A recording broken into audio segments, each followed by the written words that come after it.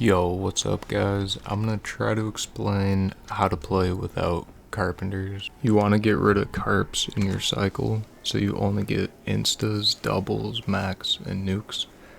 This means less overall trades and more insta kills, which speeds up the game a lot.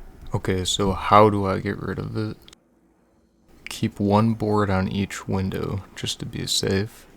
You only need one board on at least 4 of the windows around the map, but I like to do them all.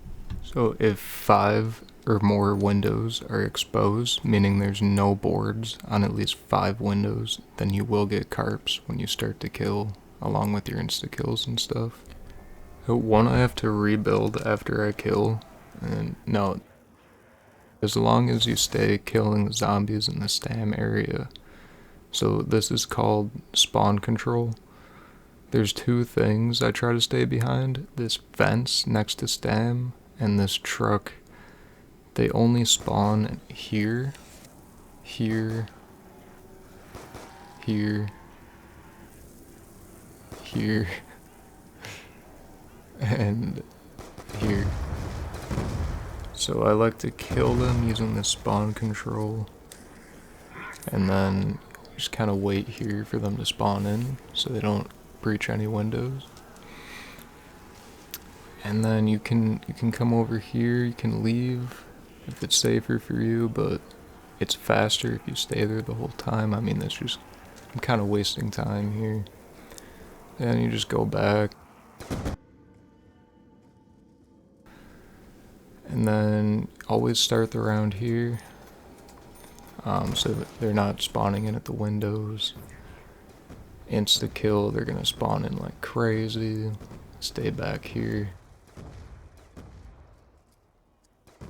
And definitely use some explosives. That's definitely the fastest way if you're gonna get through the instas. Nukes are kind of tricky.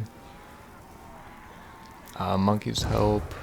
Obviously you want to stay in the spawn control while they're dying, so that they're not going to be spawning at the windows again, but you can leave once they've all spawned in. So this is how you do the quick check here.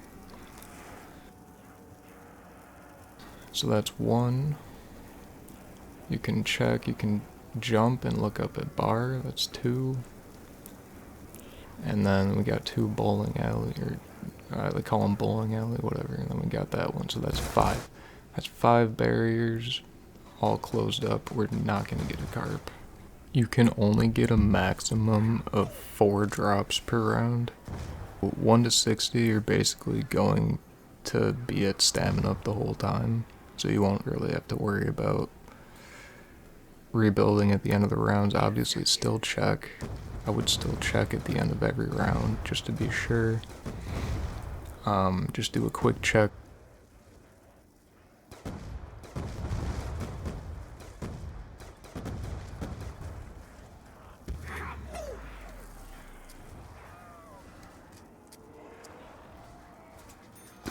While you're getting those 4 drops, you have to be at stamina up, or else, I mean, you're gonna get a carpenter and it just slows down the game.